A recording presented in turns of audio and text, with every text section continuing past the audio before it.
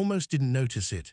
It was thin, maybe the diameter of a pencil, pushing up through the soil near my back fence, pale green and slightly translucent in the morning light, the way new plant growth looks before it hardens into something permanent. I pulled it out of the ground without thinking much about it, the way you pull any weed, and tossed it aside and went back inside. By Thursday, there were 11 more. By the following Monday, there were 40. By the end of that first month, I understood what was happening, and I understood it with the cold, sinking certainty of someone who has just realized that the problem they are facing is not a problem they can solve with a weekend of yard work. The bamboo was already in my yard, not on the surface, underground. The roots had been traveling beneath my fence for months, maybe longer, silently and patiently colonizing my soil from below, and what I was seeing on the surface was just the announcement. The invasion had already happened. I looked over my fence at my neighbor Sandra Pellegrino's yard. The bamboo grove she had planted 18 months ago along our shared fence line was 12 feet tall, dense and green and rustling in the April wind, beautiful in the way that genuinely dangerous things are sometimes beautiful. Sandra was standing on her back porch with a cup of coffee, watching me look at her bamboo. She said, "Isn't it lovely?" I said, "Sandra, your bamboo is in my yard." She said, "Oh, plants spread a little. That's just nature." Just nature. I want to tell you what bamboo actually is, because I think most people do not fully understand what they are dealing with when they plant it.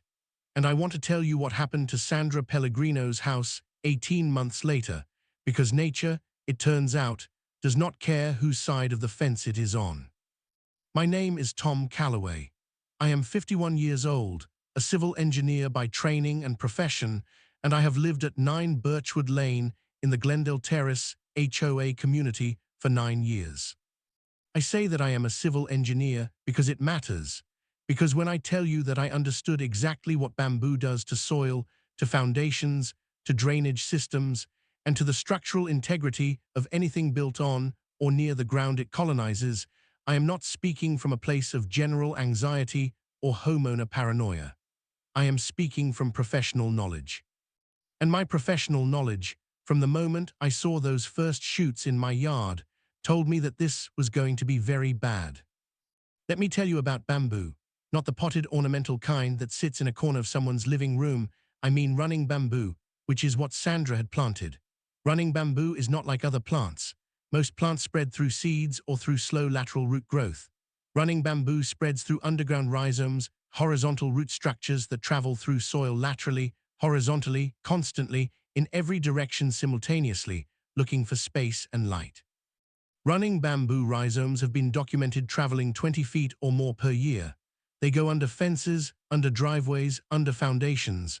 They are not stopped by soil type. They are not stopped by compaction. They are largely not stopped by anything except physical root barriers made of specific materials, installed to specific depths, maintained actively. Sandra had not installed a root barrier. I know this because after those first 40 shoots appeared in my yard, I hired a landscape professional named Grace Kim who specializes in invasive plant management to come and assess the situation. Grace walked the fence line, dug test holes at intervals, and spent 2 hours on my property. Then she knocked on Sandra's door and asked if she could inspect the bamboo installation from the other side. Sandra said yes, apparently without suspecting that this was going to be a significant moment. Grace came back to me and said, "There is no root barrier. The bamboo was planted directly in the ground with no containment of any kind. The rhizomes are already extensive on your side. I estimate they've been crossing the property line for at least 8 to 10 months. I said, "What does that mean in terms of removal?" She said, "It means this is going to be a serious and extended project. Bamboo rhizomes fragment when cut, and each fragment can regenerate a new plant. You can't just dig them up once, you have to do repeated treatments over multiple growing seasons." I said, "What about my lawn?" She said, "The areas where the rhizomes have established will need significant soil remediation. The root mass disrupts the soil structure, it affects drainage, it affects the ability of other plants to grow, and over time it can affect hardscape. She paused. She said, Mr. Calloway, I need to ask you something. What is the foundation type of your house? I said, slab on grade. She said, and Sandra's. I said, same. Both houses in this development are slab on grade. She was quiet for a moment. She said, I want you to understand something. Running bamboo rhizomes follow paths of least resistance. Soil is harder than the gap between a foundation slab and the surrounding soil. Rhizomes will follow that gap. They will also follow drainage paths, utility conduit paths, any crack or void in hardscape. I looked at her. She said, I'm not saying this to alarm you unnecessarily. I'm saying it because you asked me to assess the situation fully. I said, how long until the rhizomes reach my foundation? She said, they may already be in contact with it. What they do from there depends on the specific conditions. I went inside. I sat at my kitchen table. I am a civil engineer. I understand foundations. I understand what plant root intrusion does to slab foundations over time. It is not immediate, it is not dramatic, but it is relentless, and the costs of remediation when it becomes structural are not small. I called my attorney that afternoon. My attorney is a woman named Patricia Shen, who handles property and neighbor disputes, and who has, in the years I have worked with her, become something I deeply appreciate in a legal professional, genuinely calm. Whatever you bring her, she receives it without alarm and begins thinking methodically. I told her everything: the bamboo, Grace Kim's assessment, the rhizomes, the foundation concern. Patricia said, has the bamboo caused documented damage to your property yet? I said, to my lawn, yes. Grass is dead in the areas where rhizomes are densest. I have a landscape professional who can document it. She said, what about the foundation? I said, no documented damage yet. It's a concern, not a current damage event. She said, okay, here's where we start. I'm going to send Sandra a formal letter documenting the encroachment and demanding remediation, removal of the bamboo and installation of a proper root barrier. The letter will also put her on formal notice that any future damage to your property caused by her bamboo will be her legal and financial responsibility. I said, what if she ignores it? She said, then we go to the HOA, and if the HOA doesn't act, we go to court. She paused. She said, Tom, I want you to document everything from this point forward. Every shoot that comes up in your yard, photograph it with a date stamp. Every area of lawn damage, photograph it. Get Grace Kim's written assessment into formal documentation. If this goes where I think it might go, we're going to want a complete record. I said, I'm a civil engineer. Documenting things is what I do. She said, I know. That's why I think this is going to go well for you, eventually. Eventually, that word contained a lot. Sandra Pellegrino has lived at 11 Birchwood Lane for 6 years, 3 years less than me. She moved in after a divorce with a teenage daughter who has since left for college and has since lived alone in a house that she maintains with genuine care. The garden she has planted over 6 years is genuinely beautiful. She has an eye for it, a sense of color and proportion that I respected even before all of this happened. The bamboo was her pride. She had planted it, she told me later, because she had seen a bamboo grove on a trip to Japan and found it transcendently beautiful, the sound of it in the wind, the quality of the light through it, the density and the green. She wanted that in her yard. She did not research running bamboo versus clumping bamboo. She did not know about rhizomes. She did not know about root barriers. She planted what was beautiful to her in her yard and watched it grow. I want to be clear about this because it matters morally. Sandra did not plant the bamboo to harm me. She was not malicious.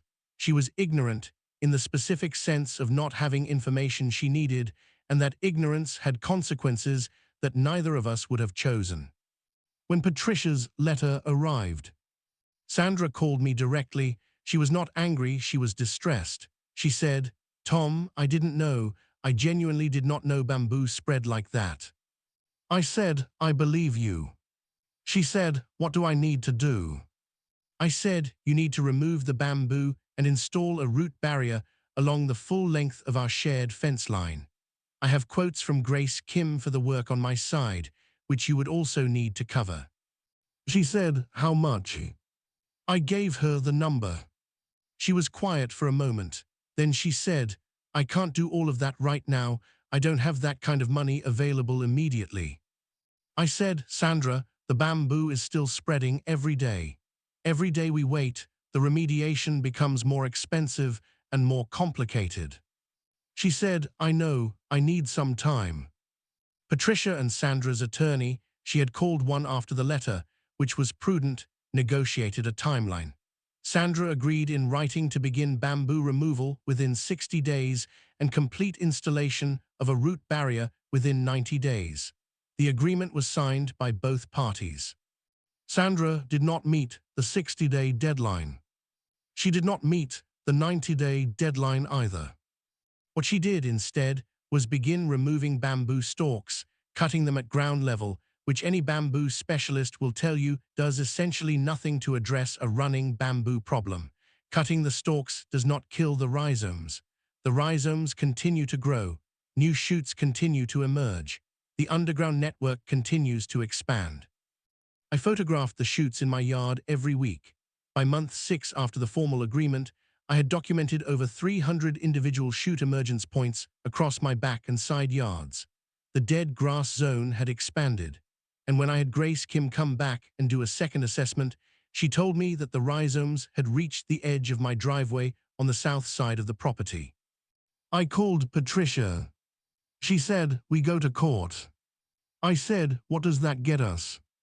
She said, "An injunction requiring Sandra to actually remediate, not just cut stalks, and a damage judgment for what's been done to your property so far."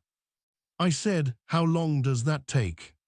She said, 6 to 8 months for a hearing, realistically. I said, "And in the meantime?"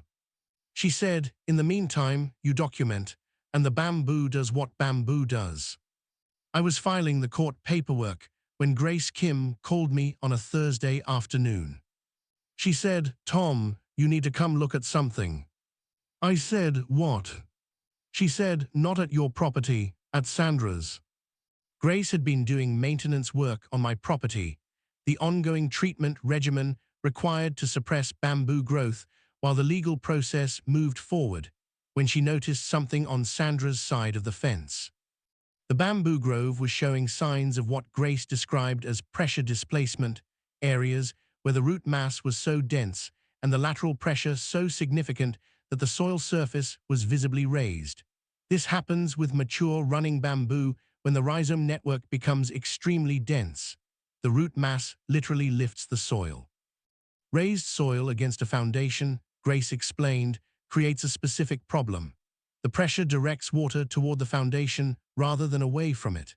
It also creates direct mechanical pressure on the foundation edge, not enough to crack concrete immediately, but over time, cumulatively, in combination with the water intrusion, it begins to compromise the seal between the slab and the surrounding earth. Grace said, "I want you to look at something at the base of Sandra's back wall." I looked through the fence at the section she indicated. Along the back wall of Sandra's house, where the bamboo was densest, where she had planted it closest to her own structure, I could see a hairline crack in the stucco exterior, approximately 3 feet long, running diagonally from a corner of a window frame. Diagonal cracks from window or door corners in stucco over a slab foundation are a specific thing. I know what they mean. They are a potential indicator of differential settlement, the foundation moving unevenly, one section shifting relative to another. I said, "Grace, how long has that crack been there?" She said, "I don't know. I noticed it today." I said, "Has Sandra noticed it?" She said, "I don't know that either." I said, "I need to call Patricia." I called Patricia. I described what Grace had found. Patricia was quiet for a moment and then said, "Tom, I want to be careful here. What you've observed is a crack in Sandra's stucco. You don't know yet what's causing it. It could be bamboo-related, or it could be coincidental." I said, "It's not coincidental." She said, "You believe that, but belief isn't evidence. What we need is a structural engineer to assess Sandra's foundation." I said, she's not going to let me send a structural engineer to her house.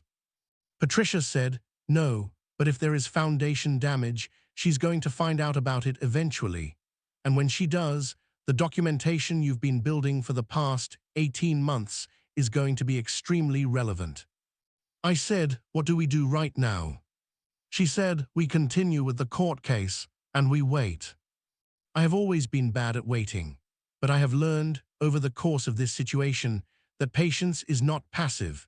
Patience is active documentation, continued preparation, and the understanding that some things unfold on their own timeline, regardless of your preferences. 3 months after Grace noticed that diagonal crack in Sandra's stucco, Sandra called me. Her voice, when I answered, was different from any other time she had called me. Flat, careful, the voice of someone who has received very bad news and is still processing it. She said, Tom, I need to talk to you about my house. And that is where part 1 ends. Because what Sandra found, what her structural engineer found, what her insurance company found, what the remediation contractor found when they opened up the floors, is a story that is going to take everything you think you know about bamboo and make it feel small. Quick version, I'm Tom Calloway, civil engineer. My neighbor Sandra Pellegrino planted running bamboo along our shared fence without a root barrier. The rhizomes crossed into my yard within months, killing my grass, threatening my foundation, spreading 300 documented shoot points across my property. I hired a landscape specialist, retained an attorney, documented everything, and filed a court case requiring Sandra to actually remediate, not just cut stalks. Then Grace Kim noticed a diagonal crack in Sandra's stucco. 3 months later, Sandra called me with a different kind of voice. Sandra said, I've been having some doors sticking, interior doors, 2 of them in the back of the house. I thought it was humidity. I called a handyman. He looked at the floors. She stopped.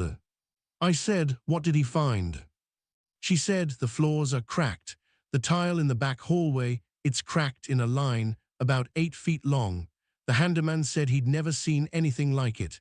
He told me to call a structural engineer. I said, did you? She said, yes, he came yesterday.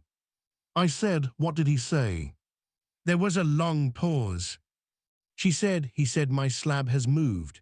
Differential settlement, one section has shifted relative to the others. He said the back section of the house, the part closest to the bamboo, has dropped about a 1/4 inch relative to the front section. A 1/4 inch of differential settlement in a slab foundation is not a small thing. A 1/4 inch means the concrete has actually moved, cracked, shifted, one section traveling downward as the soil beneath it changes. It causes doors to stick, tiles to crack, stucco to fracture along diagonal lines from stress concentration points. It can, over time, lead to structural failure of walls, windows, and roof connections. I said, Sandra, what did the engineer say about the cause? She said, he said he needed to do more investigation. But he said the pattern was consistent with root intrusion and moisture infiltration along the foundation perimeter. She said it the way someone says something they have been practicing saying. The way you practice saying something because the actual weight of it is more than you can carry without preparation. I said, I'm sorry, Sandra. She said, is this from the bamboo? I said, I don't know for certain.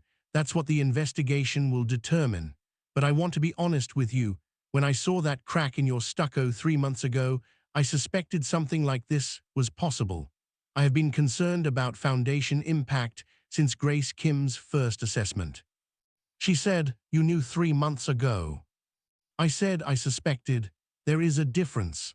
I told Patricia, my attorney, and she advised me that we couldn't know without a structural assessment. We had no right to demand access to your property for that assessment. Sandra was quiet. She said, my insurance company is sending an adjuster tomorrow. I said, okay. She said, Tom, the remediation, the bamboo removal, how much is it going to cost to actually fix this? I said, I don't know yet, but I think you need to be prepared for a significant number. The investigation. The structural engineer Sandra had hired was a man named Carl Beaumont, and over the following 3 weeks, he conducted a thorough assessment of her foundation. This involved ground-penetrating radar, core samples, excavation at several points around the foundation perimeter, and laboratory analysis of soil samples. His report, which Sandra shared with me because by that point we were both trying to understand what had happened, and the adversarial posture of the early legal dispute had given way to something more complicated, was detailed and specific. The findings were as follows. The bamboo rhizomes had penetrated beneath Sandra's foundation slab at multiple points along the back wall, the wall closest to the bamboo grove. The rhizomes had followed the gap between the slab edge and the surrounding soil, which is standard for running bamboo because that gap represents a path of low resistance. Once beneath the slab, the rhizomes had continued to grow, creating a network of root material in the soil directly beneath the concrete. As the rhizome network grew and thickened, it had done two things simultaneously. First, it had altered the moisture content of the soil beneath the slab. Bamboo draws significant water, and the root mass had created zones of inconsistent moisture, which causes soil to expand and contract unevenly. Second, the mechanical pressure of the growing rhizomes had physically displaced soil particles, creating voids, small empty spaces, beneath the slab where soil had been pushed aside by root growth. Voids beneath a slab foundation are catastrophic in slow motion. The concrete, which relies on uniform soil support to maintain its position and integrity, begins to move toward the voids. One section drops slightly, another section does not. The result is differential settlement, exactly what Sandra's structural engineer had identified. Carl Beaumont's report estimated that the rhizome intrusion beneath Sandra's foundation had been occurring for approximately 14 to 18 months, consistent with the timeline of when the bamboo had been planted and when it had matured enough to produce large-scale rhizome networks. The report concluded, the differential settlement observed at this property is directly and causally linked to bamboo rhizome intrusion beneath the foundation slab. Remediation will require removal of all bamboo root material from beneath and around the foundation, soil stabilization and compaction, and in the affected section, slab repair or replacement. Carl's preliminary cost estimate for full remediation, $260,000 to $310,000.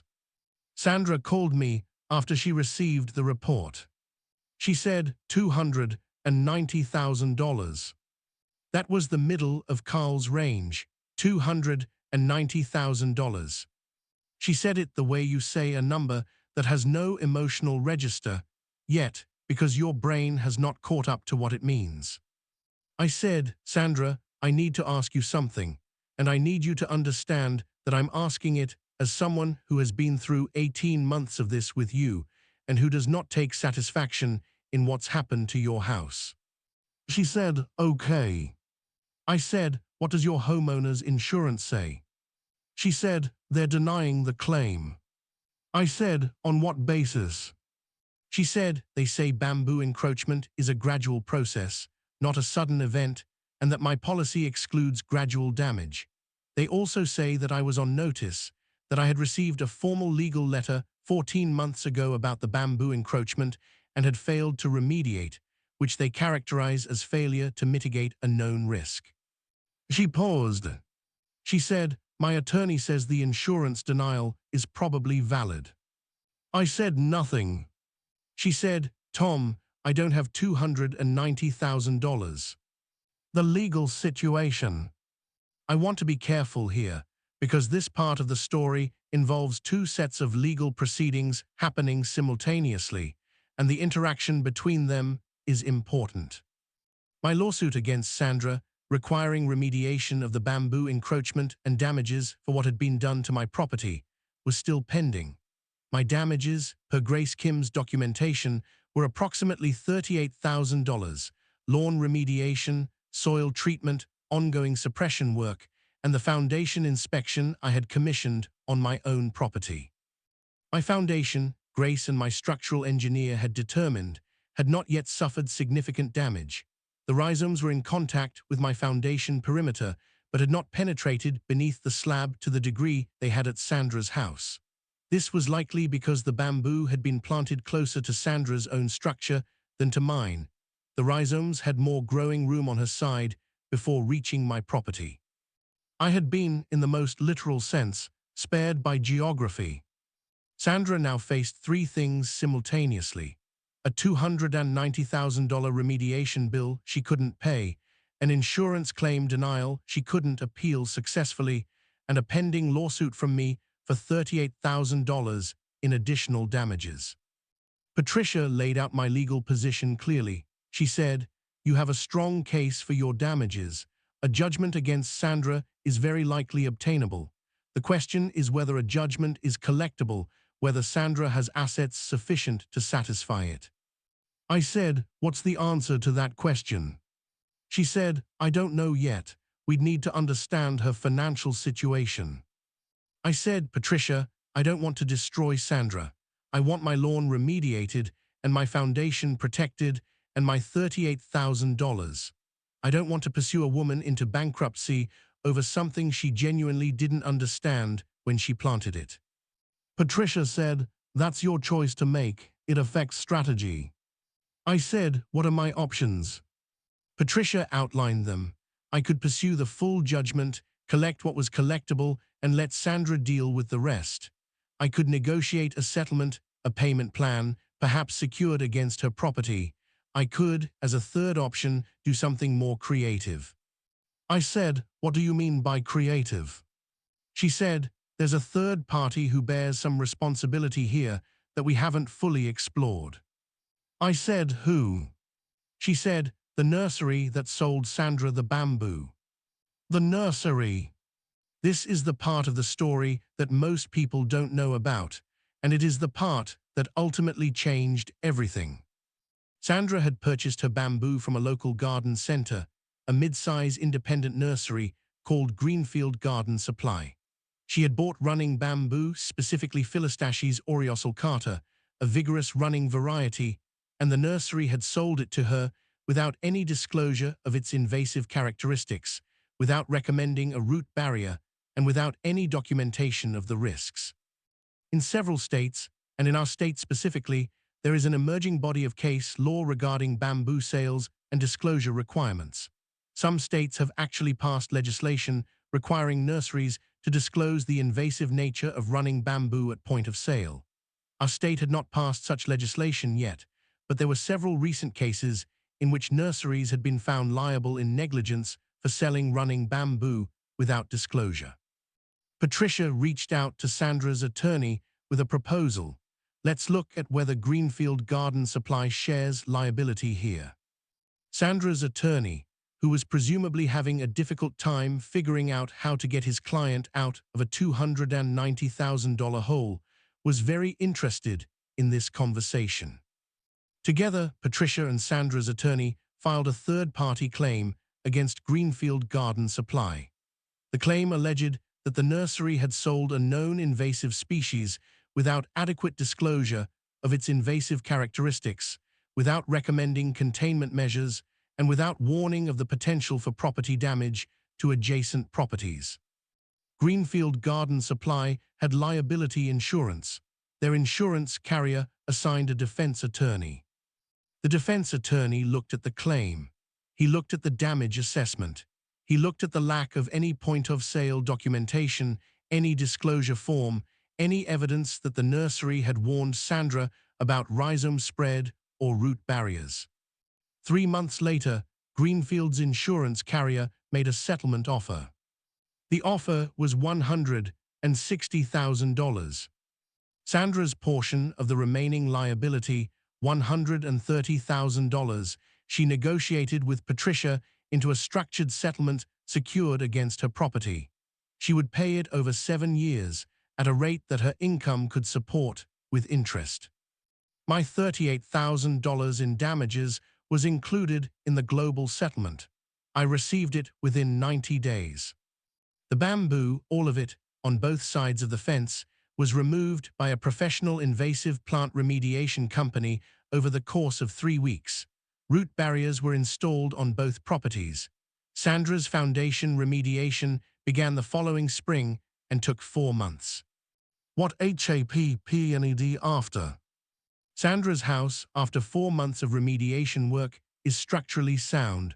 The slab in the affected section was partially replaced. The soil beneath it was stabilized. The stucco was repaired. The interior tile was replaced. The doors no longer stick. Her backyard, where the bamboo grove had been, is now an open lawn. She has planted ornamental grasses, clumping varieties, I noticed, not running along the back fence.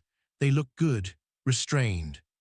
She told me when the work was finished that she had spent several months reading about bamboo, obsessively, she said, in the way that you research something that has cost you enormously. She said, I had no idea. I thought it was just a plant. I said, most people do. That's the problem. She said, I keep thinking about the person who buys bamboo at Greenfield right now today and plants it in their yard without knowing. It's going to happen again. I said, probably. She said, is there anything we can do about that? I said, actually, yes. Patricia, Sandra's attorney, and I had discussed this. As part of the settlement with Greenfield Garden Supply, we had negotiated, in addition to the financial payment, a requirement that Greenfield implement a point-of-sale disclosure policy for all running bamboo varieties. Every purchase of running bamboo at Greenfield now comes with a written disclosure document explaining the invasive characteristics of running bamboo, the requirement for root barriers, and the potential liability for adjacent property damage. The customer must sign the disclosure. It is a small thing in the larger world. One nursery, one disclosure policy, but it is real. Sandra said, that's something. I said, it's something. My yard took 2 full growing seasons to fully recover from the bamboo intrusion. The lawn is back, new sod, properly established, green and uniform. My foundation is clean. Grace Kim does an annual inspection and has found no evidence of rhizome regrowth since the full removal was completed. I have a new fence along the property line with Sandra. We replaced the old one as part of the remediation work, and the new fence has a root barrier integrated into its foundation that extends 18 inches below grade on both sides. Nothing is getting through that fence underground. Sandra and I are not friends, but we are something better than enemies. We are neighbors who have been through something difficult together and have arrived, cautiously and with some mutual respect, at a functional peace. She brought me tomatoes from her garden last August, just left them on my porch with a note. I left her a jar of preserves in return because I had made too many and because it seemed right. The bamboo is gone. The yard is mine again. The documentation, 347 photographs, 12 formal letters, 2 attorney files, 1 structural engineering report, 1 landscape assessment, 1 court filing, and 1 settlement agreement, sits in a folder in my filing cabinet. Civil engineers document things. It is what we do. In this case, it saved my foundation, recovered my damages, and helped change how one nursery sells a very beautiful, very dangerous plant. I will take that as a reasonable outcome. The lesson. I have told this story to several people over the past 2 years, colleagues, neighbors, friends who are buying new homes and thinking about landscaping. Every time I tell it, someone says, I had no idea bamboo did that. Most people don't. That is the core of the problem. If you take nothing else from this story, take this. If you are planting anything near a property line, know what it does underground. Know whether it spreads. Know whether it has invasive root systems. Talk to your neighbor before you plant. Install containment if needed. And if your neighbor plants something invasive near your property line, document it, photograph it, get a professional assessment, send a formal letter. Do not wait and hope it resolves itself. It will not resolve itself. Running bamboo does not stop. It does not slow down. It does not respect property lines or foundation edges or the good intentions of the person who planted it.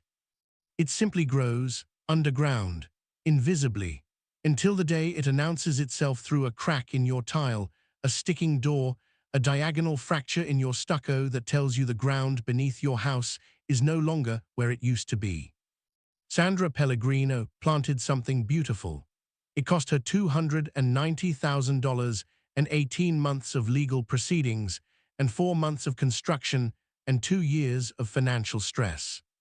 She did not mean for any of it to happen.